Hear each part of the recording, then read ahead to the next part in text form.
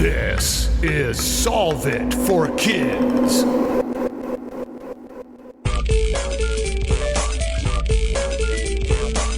Hello, my amazing and curious friends. My name is Jennifer, the Dean of all things STEM and STEAM, and this is Solve It for Kids, the podcast that gives kids and families a peek inside the real world of scientists, engineers, and experts as they solve problems in their jobs using creativity, cooperation, and critical thinking. And now please welcome to the show my podcast partner, Galactic Space Geek, Jeff Gagne. Hello, Jennifer, and hello, listeners. If you hear a little extra perk in my voice today, it's because we are talking to a guest that not just Galactic Space Geek Jeff wants to talk to, every one of you wants to hear from her. Yes, you are exactly correct. What problem are we solving today?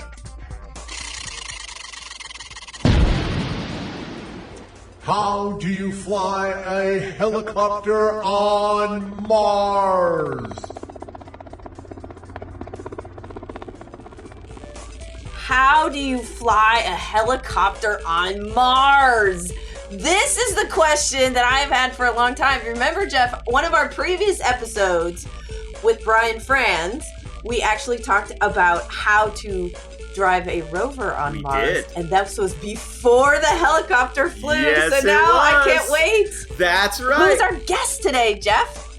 Our guest today is the wonderful Miss Keri Bean.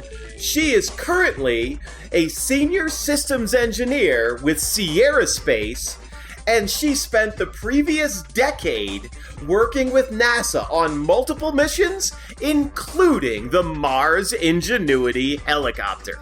Welcome to the show, Keri. Hello.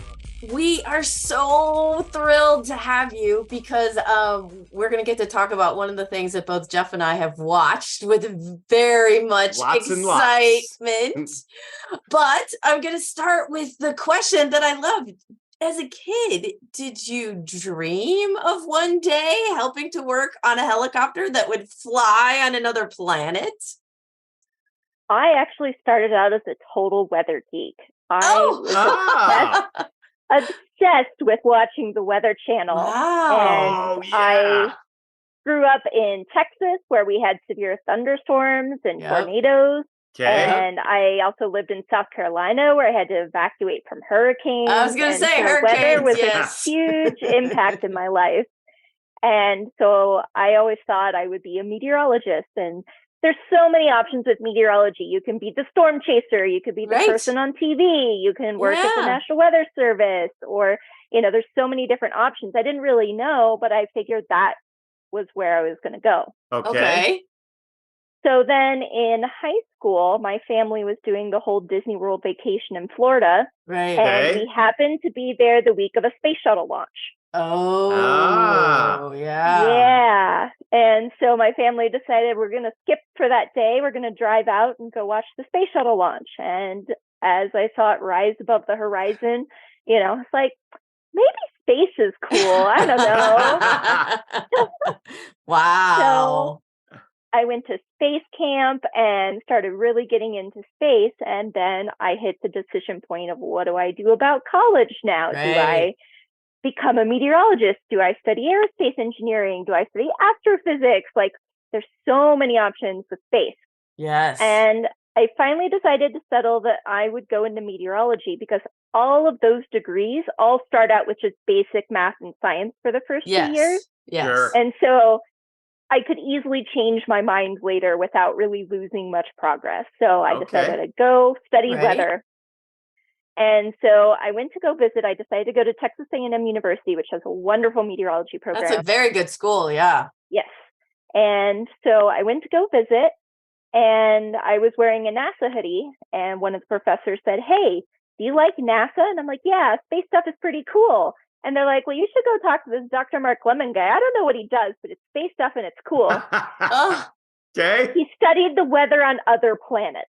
Oh, hello. Intersection of your two things. Exactly.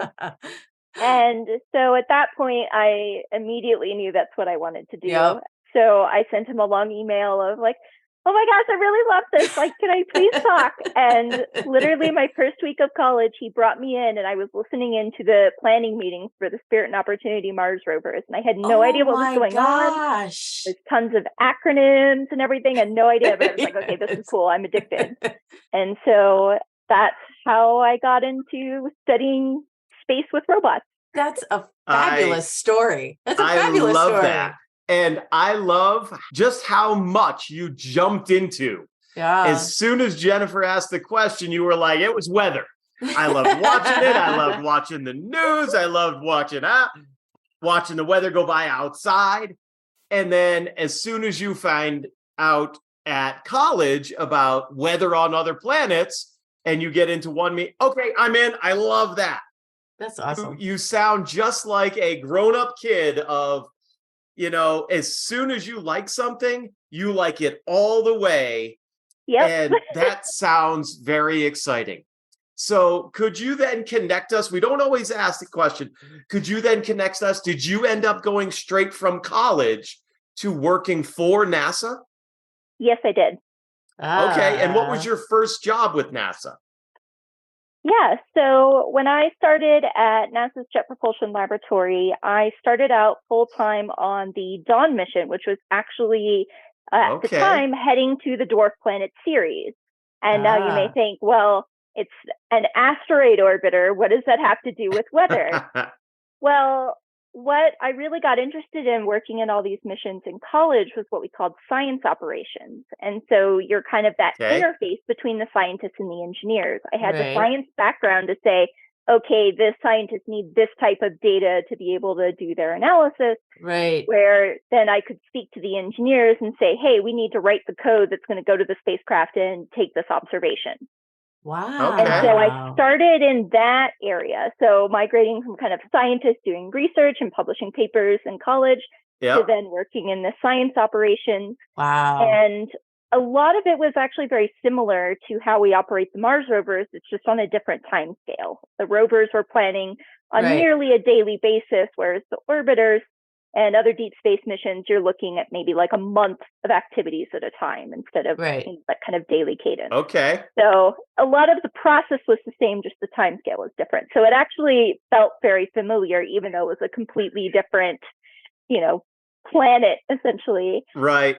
But at the end of that, I was still missing Mars a bit. And so once Dawn was starting to, get towards the end of its life, I went back to the Mars rover folks and said, hey, what have you got? Well, JPL, they actually don't do a lot of the science. It's actually done a lot by other university professors and students around the world.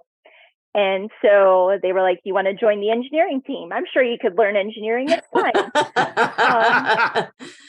And so that began my career change into becoming really more an engineer than a scientist.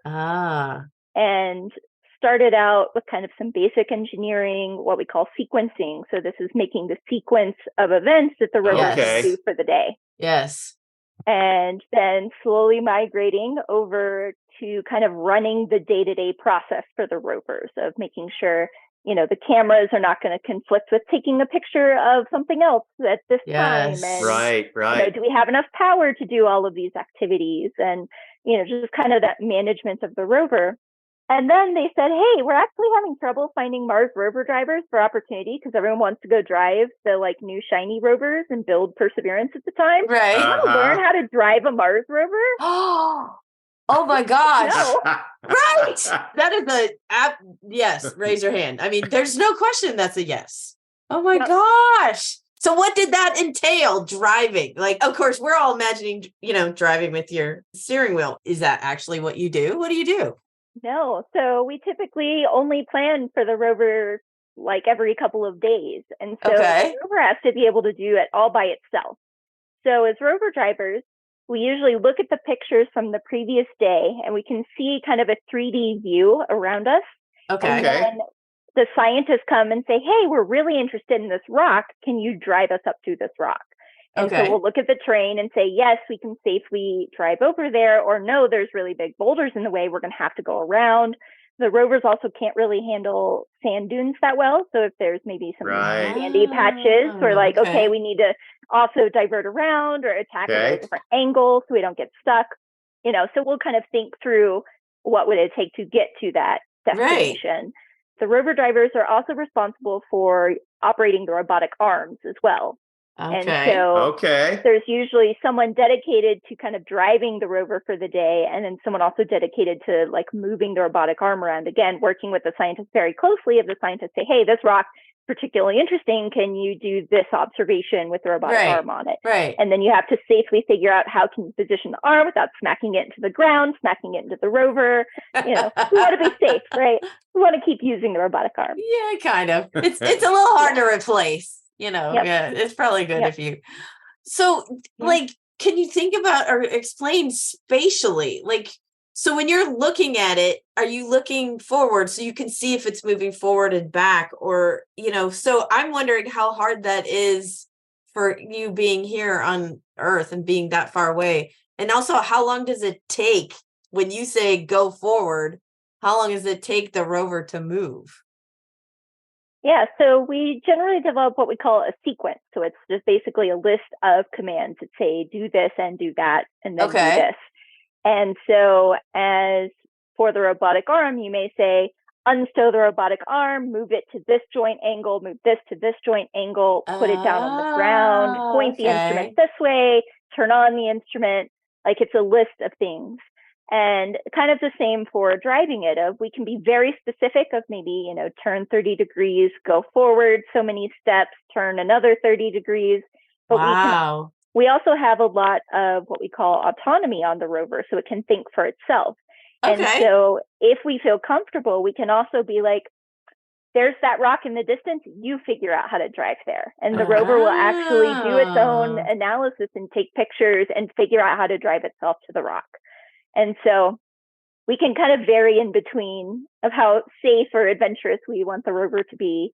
And then we'll send that batch of commands, and the rover has a whole bunch of onboard checking that it can do. So if it determines it's stalling up against a rock or something is unsafe, it can stop itself, and then it will send a message back home to Earth saying, hey, I messed something up, help me.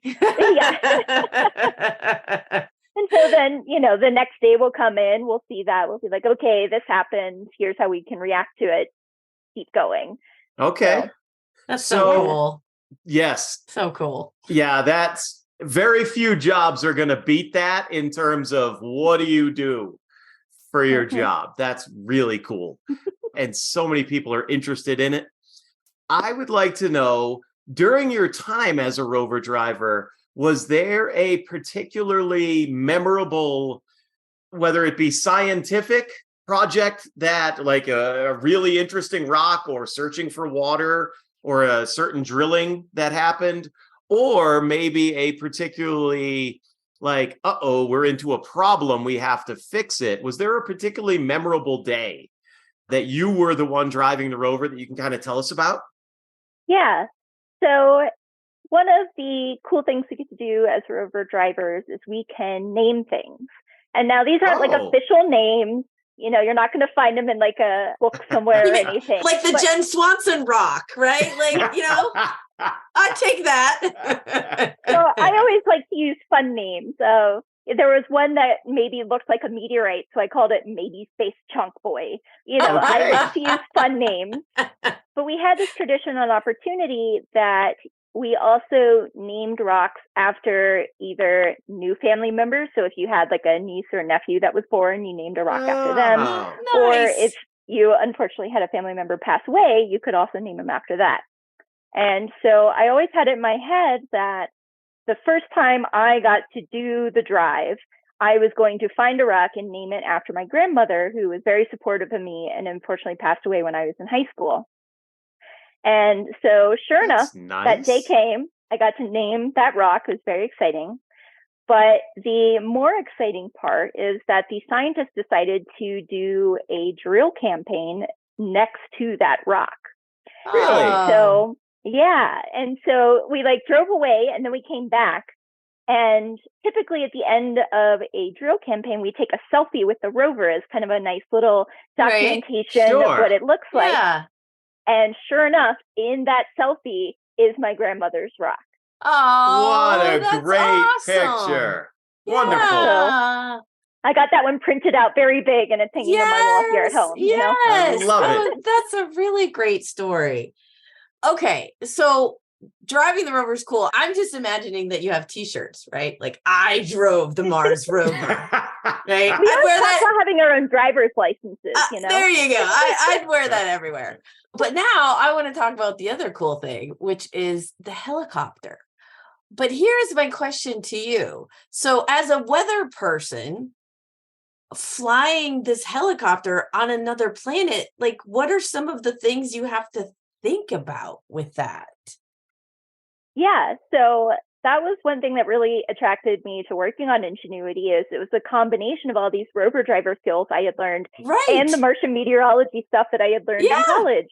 So it was a great combination. And so that was super exciting. And we actually had a scientist who became our like dedicated Martian weather forecaster. And I was like the only other person on the team who could like understand what he was talking about. That's a great line on your exciting. resume, right? That's a great line on your resume. Martian meteorologist. Yeah. Yep.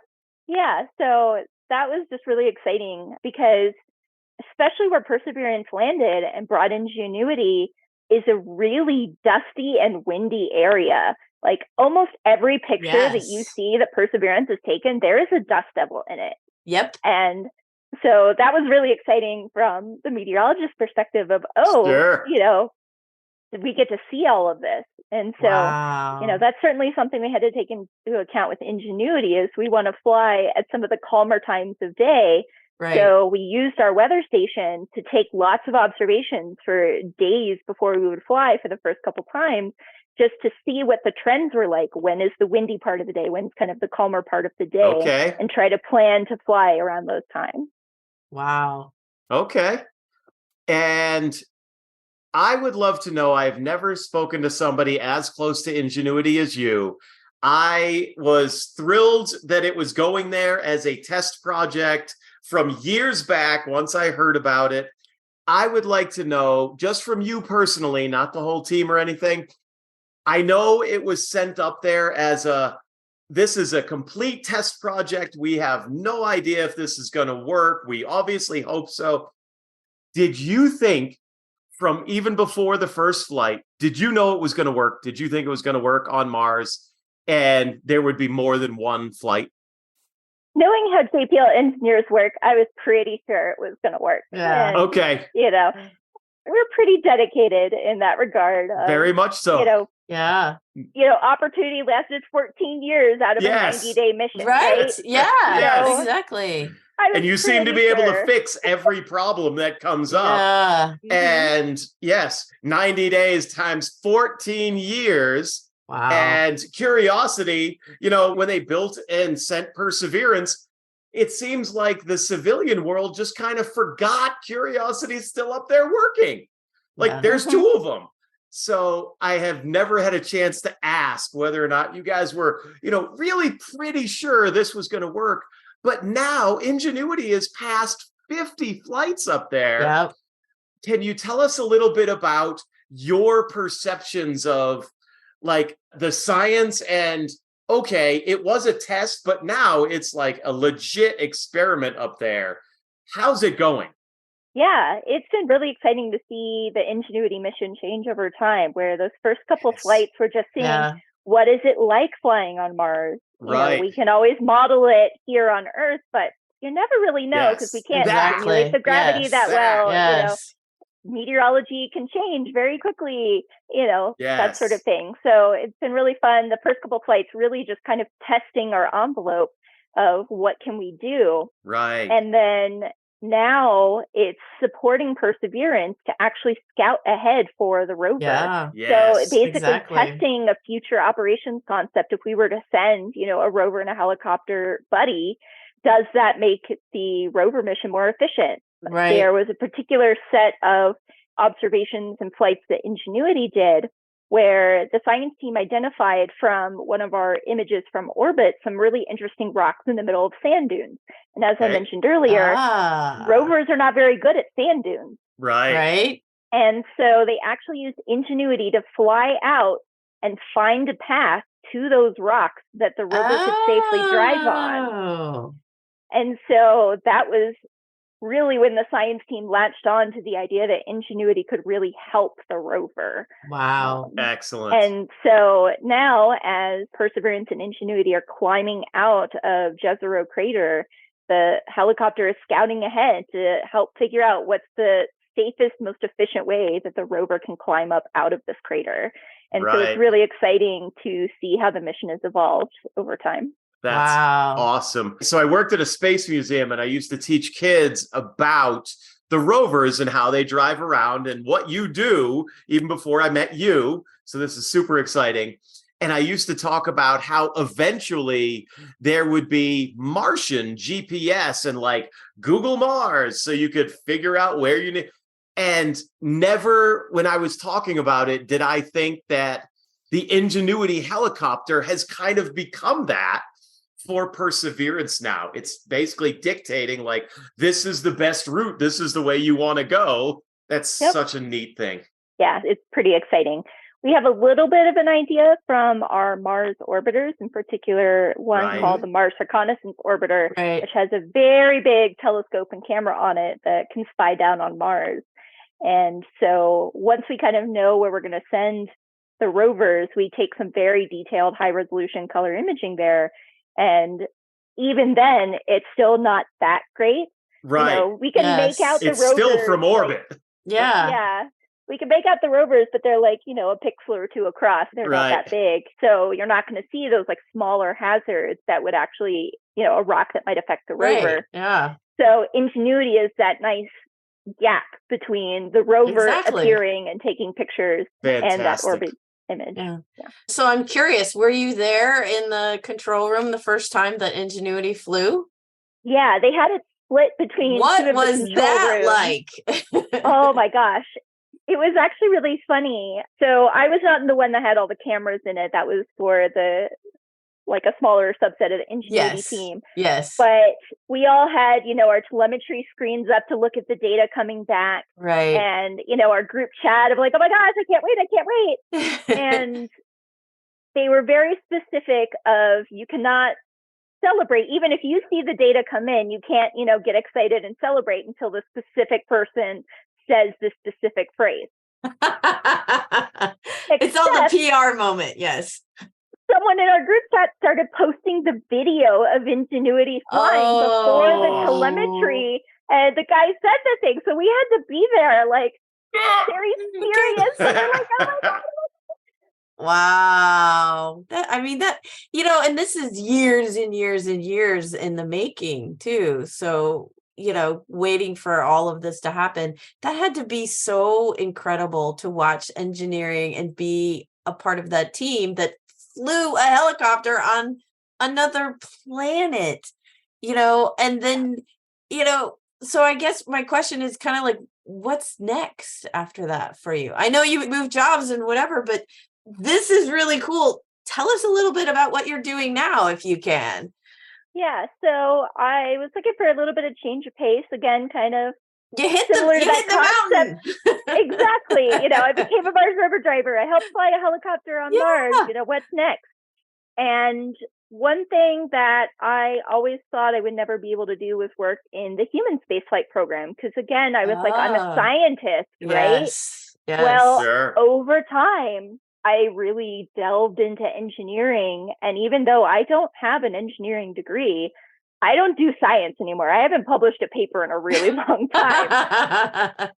And I've been doing what we call generally flight operations for quite a while on all these different missions, and on the engineering side, on the science side, you know, trying out all these different roles. And I always felt like I get bored if I stop learning. And so that's part of why I've started learning all of these new things. I don't know engineering. I want to try it out. I want to learn these things. Well, I happened to see this opportunity come up to switch to a company called Sierra Space, which is working on the Dream Chaser space plane. And I've always been a fan of the program. And I would be able to join their flight operations team. Wow. Nice. So I am now on the mech flight controller. So this is responsible for all of the mechanisms. So anything that moves on Dream Chaser, our console is responsible for it. Wow. Okay. So we actually, once we launch, you're going to see me sitting in mission control on console. It's going to be so cool. Well, and that's one other object in space that you get to fly. I mean, come on, drive or whatever. That's going to be so cool. Yeah, so we'll have cargo missions to the International Space Station soon, and then eventually astronauts. And so I think it's just really fascinating that I've learned enough that now I can work in the human spaceflight program, working in mechanicals. I'm not a mechanical engineer by school training, at least. Exactly. From that. And they really loved all this flight operations experience that I had in all different aspects. And they even are interested in the weather forecasting because they have to worry about Earth weather. Yes, everybody does. Yeah. It's really great that, they really saw everything that I had worked on so far and said, hey, we would love to have you. And so I've been really just diving into the work. I've only been about 2 months now, but it's just really been fantastic. Sounds fantastic. Yeah, it sounds fabulous. Wonderful. I am a huge Dream Chaser fan. Made a kids magazine about it, and I live in Colorado, so I am a Sierra Space fan as well. And I am excited for when those cargo missions start going, because I know that the human missions will follow not too far behind those. And I know we've been talking a little while. I do want to ask, because you have done so many cool things, and we've only talked about a few of them, but I mean, they really are pinnacle cool things in the space world. Is there something, whether it be with Sierra Space, with Dream Chaser, or maybe even looking further to the future, is there a next sort of pinnacle moment that you're chasing? Right now, I think it's just waiting for the Dream Chaser launch. Okay. We're coming up here exciting. in the not too distant future. And so I think that's pretty exciting. After that, everyone's always asked you, where do you see yourself in 5 to 10 years? And every time I answer, it's never been that. And it's always been something better. So I don't know beyond that. Yeah. Nice. Then don't bother answering. I mean, the space Something great will industry come. is changing so fast, and technology is allowing us to do so many things that it's kind of probably hard to predict what is going to be down the road, and what you think might be 10 years away might be only 5, depending on things, or longer. You could go the other way. So, I mean, it's a pretty exciting place to be, and you are doing some really amazing things. Yes. We are at that time in our show where we ask our guests to give our listeners a challenge. What is your challenge for us, Keri? Yeah. I think you should go online and look up the videos of Ingenuity flying on Mars, which is super exciting. Yes. And on top of that, there was a series of videos that they took while Perseverance was landing on Mars. And so you can actually see Perseverance landing on Mars using our sky crane system. Yeah. And they are some of the coolest videos I've ever seen in my life. So, oh my gosh. Agreed. Definitely go take a look. Yeah. Well, and we will probably put links to these videos on our website, solveforkids.com. So check that out on the episode where we have Keri. But this has been such an exciting and fun conversation. Thank you so much for being on Solve It for Kids, Keri. Thank you for having me. This is one of those episodes that really highlights why space is so cool and so broadly loved among so many different people. Flying a helicopter over the surface of another planet, and they didn't know it was gonna work. It went up there as a test, and as of this recording, they have done more than 50 flights with the Ingenuity helicopter. This is going to change planetary exploration for all of the future. Absolutely. And I mean, also, can we just stop for a second and talk about how mind-boggling this is? right? The physics that are involved in trying to figure out how to fly this and get it to work. And it didn't just engineering. work. Well, and it didn't just work once, which they thought maybe we'll get a couple flights. It's, as of you said, as of this recording, it's still flying. It is a workhorse up there now. Incredible to see I don't know. I just love watching all the videos. What do you think? Oh, absolutely. Watching the videos, learning from Keri how they transitioned from just knowing that it could fly and knowing it could fly in all the ways they wanted it to transition into it is now becoming a scout for the Perseverance rover to know where it's going, and it's helping the rover mission as well. It has completely transformed robotic exploration on Mars now. There's a whole new dimension. Exactly. Well, and she said now they're actually planning, if they're going to send more rovers to Mars or somewhere else, they might always include some type of helicopter. It's amazing. So that's your challenge, everybody. Go out and watch some of these amazing videos and maybe share with us kind of what you think. Or, hey, maybe you design your own helicopter. Bingo. We would love to hear from you. We are at KidSolve at Facebook, Instagram, and Twitter.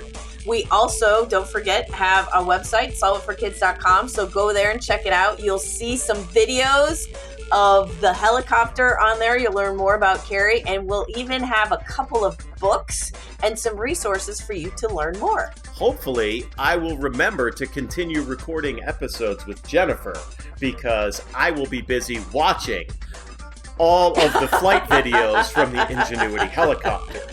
But hopefully, until next time, you'll hear Jen and Jeff on Solve It for Kids.